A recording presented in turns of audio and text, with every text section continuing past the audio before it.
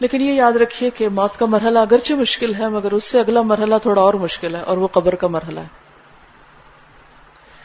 قبر جو ہے وہ جنت کے باغوں میں سے یا تو ایک باغ ہے یا جہنم کے گڑھوں میں سے ایک گڑھا ہے.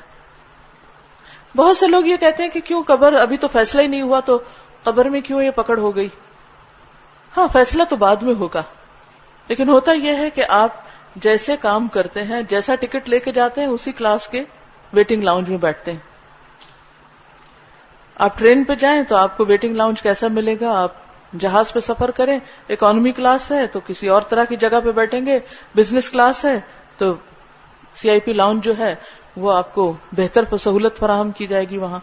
اور اگر آپ کوئی کہیں کا قانون توڑ کے جا رہے ہیں تو آپ نے کفڈ لوگ دیکھے ہوں گے، کبھی جہاز میں شاید دیکھنے کا اتفاق ہوا یا ایئرپورٹس پہ، تو ابھی تو ٹرائل ہوا ہی نہیں تو کیوں ان کو ہتھکڑیاں لگ گئی ہیں. تو بس یہی کیفیت سمجھیے کہ ٹرائل تو آخرت کو ہوگا، لیکن اس سے پہلے جس رنگے ہاتھوں جہاں جیسے کو پکڑا گیا اس کے مطابق اس کی ٹریٹمنٹ ہوگی، اور جتنا بھی عرصہ قبر میں ہوگا انسان کی پوچھ ہوگی. اور اس پر دلیل ہے سورۃ المؤمن کی آیت جو آل فرعون کے بارے میں آتا ہے. قرآن مجید میں آتا ہے وَحَاقَ بِآلِ فِرْعَوْنَ سُوءَ الْعَذَابِ. فرعون جب ڈوبا اور اس کی قوم پیچھے ڈوبی اس کے، تو فرمایا اور آ گھیرا آل فرعون کو بدترین عذاب نے. اسی وقت وہ عذاب میں مبتلا ہوئے. النار، آگ. وہ تو پانی میں جا رہے تھے، آگ کہاں سے آ گئی.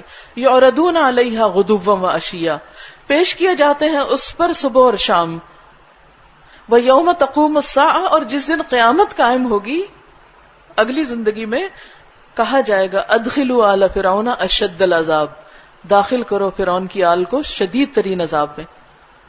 تو یہ آیت مرنے سے لے کر قیامت کے دن کے درمیانی عرصے میں بھی عذاب کی دلیل ہے کہ مجرموں کی وہاں بھی پکڑ ہو جائے گی. حدیث میں آتا ہے جب میت دفن کی جاتی ہے، ہم سب اپنے آپ کو امیجن کریں تو اس کے پاس 2 سیاہ آنکھوں والے فرشتے آتے ہیں. ان میں سے ایک کا نام منکر اور دوسرے کا نکیر ہے. دونوں اس سے پوچھتے ہیں تم اس آدمی کے بارے میں کیا کہتے ہو، یعنی محمد صلی اللہ علیہ وسلم کے بارے میں. وہ کہتا ہے کہ وہ اللہ کے بندے اور رسول ہیں. دونوں فرشتے جواب میں کہتے ہیں ہم سمجھتے تھے کہ تم یہی جواب دو گے. پھر اس کی قبر 70x70 ہاتھ فراخ کر دی جاتی، یعنی 70x70 کر دی جاتی، یعنی اس کو فیلنگ ایسے ہوتی، اور اسے روشن کر دیا جاتا ہے.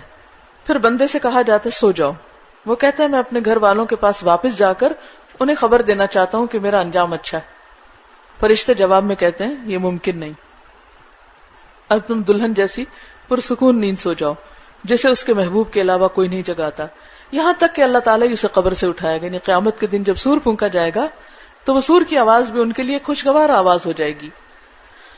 اور اگر مرنے والا منافق ہو تو وہ فرشتوں کے سوال و جواب میں کہتا ہے محمد صلی اللہ علیہ وسلم کے بارے میں بھی وہی کہتا تھا جو لوگوں سے سنا تھا، اس کے علاوہ میں کچھ نہیں جانتا.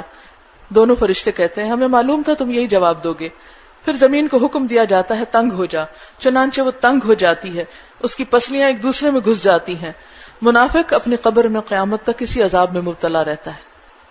تو اس سے پتہ چلتا ہے کہ برزخ کا یہ جو وقت ہے، دنیا اور آخرت کے بیچ کا ٹائم، چاہے وہ قبر میں ہو، چاہے وہ کوئی سمندر کی تہہ میں ہو، چاہے وہ کہیں پر بھی ہو، اس سے کوئی فرق نہیں پڑتا. یعنی قبر صرف ایک اسپیسیفک گڑھے کا نام ہی نہیں، قبر وہی جگہ ہے جس جگہ بھی کسی کو دفن کیا گیا ہو، کیونکہ روحیں تو بہرحال علیین سجین میں چلی جاتی ہیں. اسی طرح ایک اور روایت میں آتا ہے کہ نبی صلی اللہ علیہ وسلم بنی نجار کے قبرستان میں داخل ہوئے تو آپ نے بنی نجار کے ان مردوں کی آوازیں سنی، چیخو پکار کی، جو جاہلیت کے دور میں فوت ہوئے تھے. انہیں ان کی قبروں میں عذاب دیا جا رہا تھا. تو حضور صلی اللہ علیہ وسلم گھبرا کر وہاں سے نکل آئے اور صحابہ کو حکم دیا کہ وہ عذاب قبر سے پناہ مانگے اللہ کی.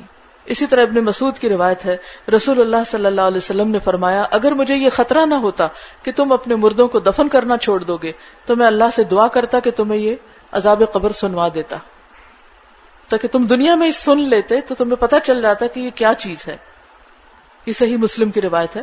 حضرت عائشہ سے روایت ہے کہ رسول اللہ صلی اللہ علیہ وسلم ایک روز نصف دن یعنی آدھا دن گزرے گھر سے باہر نکلے، اس حال میں کہ آپ چادر میں لپٹے ہوئے تھے اور آنکھیں سرخ ہو رہی تھیں، اور آپ بلند آواز سے فرما رہے تھے اے لوگو اگر تم جان لو جو میں جانتا ہوں تو تھوڑا ہنسو اور زیادہ رو. اے لوگو عذاب قبر سے اللہ کی پناہ طلب کرو. بے شک عذاب قبر برحق ہے. ایک اور روایت میں آتا ہے کہ اہل قبر کی آوازوں کو انسانوں اور جنوں کے علاوہ باقی مخلوق سن سکتی ہے.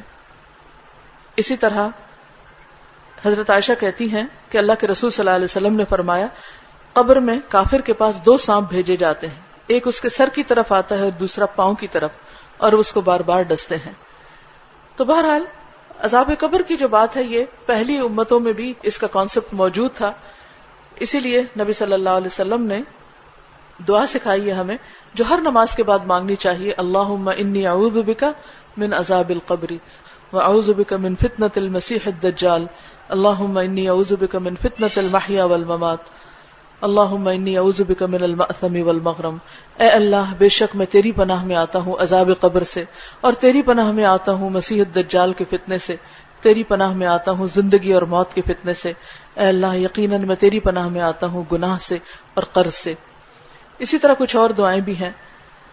تو اس لیے وہ چیز جس سے ہم سب کو واسطہ پیش آنا ہے، جہاں کوئی بھی نہیں ہوگا، اندھیرا ہوگا، تنہائی ہوگی، سب چھوڑ کر چلے جائیں گے. کوئی کتنی بھی محبت کرے، کتنا بھی ساتھ دے، لیکن ایک دن چھوڑ آتے ہیں عزیز پیارے دوست رشتہ دار.